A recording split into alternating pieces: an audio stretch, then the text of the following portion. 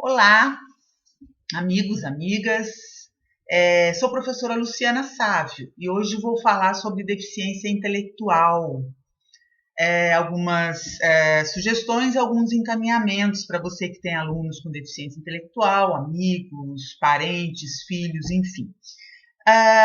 Eu estou abordando, né, essas deficiências sob a ótica da teoria das inteligências múltiplas do Howard Gardner. No vídeo passado a gente elencou algumas inteligências e quem não viu está à disposição no YouTube e no Instagram, mas também quem não quiser ver pode partir daqui que vai entender a mensagem certamente. Bom, eu falei anteriormente que o deficiente intelectual ele tem muito foco. Não só o deficiente intelectual, como o autista, de um modo geral. E por que eu disse isso? Eu disse que das inteligências elencadas, duas inteligências pouco desenvolvidas nos deficientes é a intrapessoal e a interpessoal. A interpessoal, que é aquela capacidade de avaliar, de enxergar o outro, e a intrapessoal, que é a capacidade de enxergar-se e avaliar-se, refletir sobre si mesmo, né? A gente precisa desenvolver essa inteligência, né, nessas pessoas, e uma característica importante nelas é o foco, né? Essas pessoas, por não ter essas inteligências muito desenvolvidas, elas têm um foco muito maior do que os demais. Por quê? Porque elas não têm elementos do controle social atuando sobre elas. Porque o que forma o controle social? É justamente o conjunto das empatias, né? O conjunto dessas inteligências interpessoal e intrapessoal, o que faz com que a gente se preocupe muito com o outro, com o que os outros vão pensar, com a reação dos outros, com o que os outros vão dizer.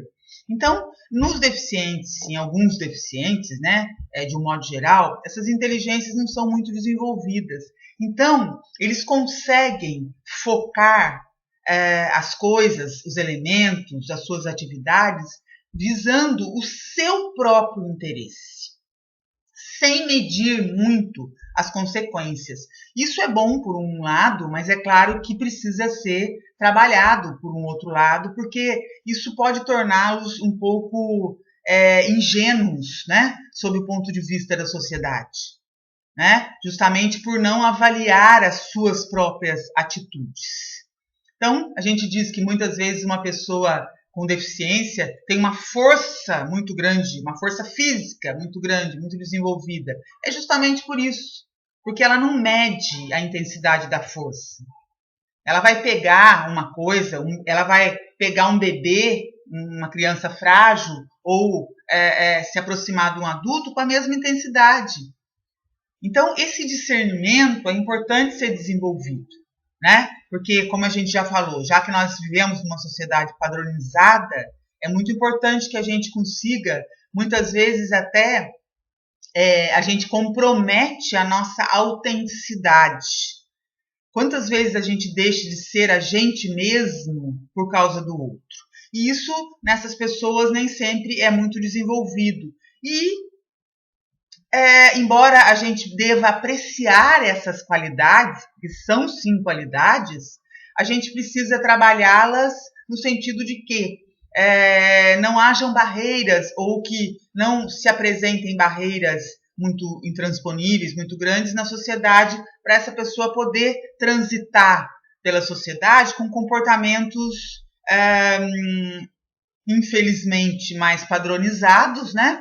Para que ela não seja enganada, para que ela não seja, de alguma maneira, mal interpretada, vamos dizer assim. Então, existem joguinhos, existem muitas coisas com as quais a gente pode trabalhar para desenvolver essas inteligências que o Gardner diz intrapessoal e interpessoal, e que outros autores chamam de inteligências emocionais ou socioemocionais, né? São sinônimos. Então, é importante a gente tentar desenvolver por meio de joguinhos. Por exemplo, existem na internet alguns joguinhos onde existem quadrinhos que as pessoas estão com muito frio, e daí tem opções, né, de colocar uma janela, de colocar um paletó, de mudar a cama. Pesquisem, que vocês vão encontrar, né? Depois eu até pesquiso e coloco os nomes para vocês.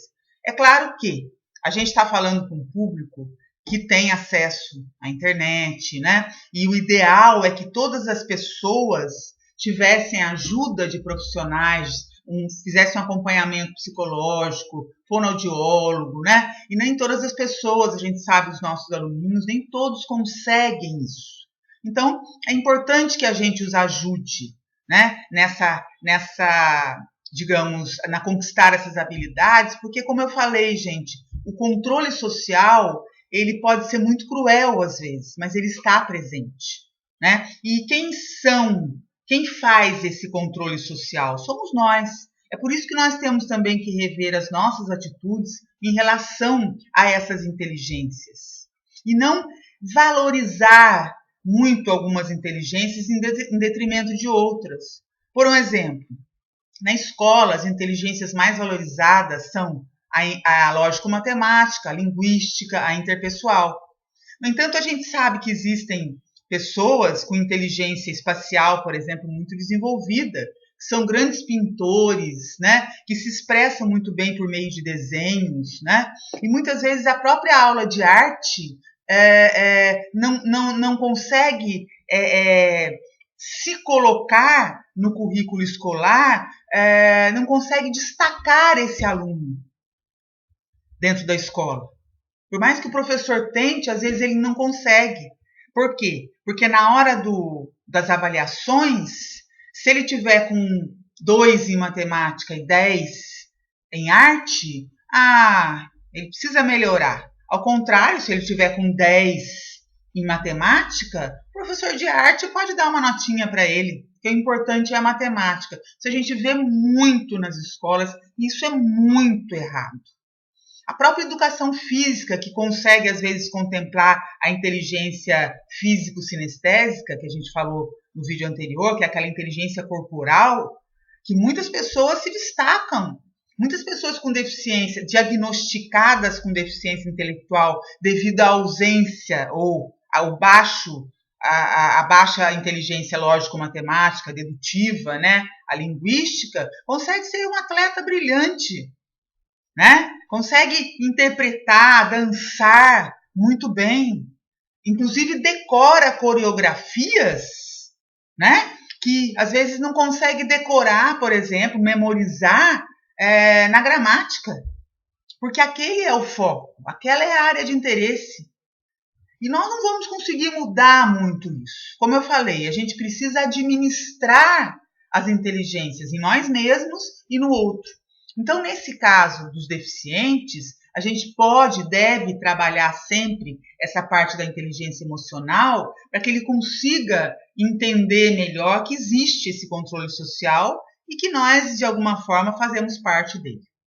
Ok? Mas não deixe que o diagnóstico de deficiência intelectual feche caminhos. Muito pelo contrário, que ele amplie possibilidades. Sempre amplie e que você consiga desenvolver aí, não só com o que está na internet, mas com a sua própria inteligência, com o que você pensa, né, da vida, de um modo geral, sobretudo eliminando os nossos próprios preconceitos de valorizar algumas inteligências em detrimento de outras. Então, trabalhe com seu aluno, trabalhe com essa pessoa deficiente, nesse sentido, de administrar as outras inteligências e potencializar, né, aquela que ele tem.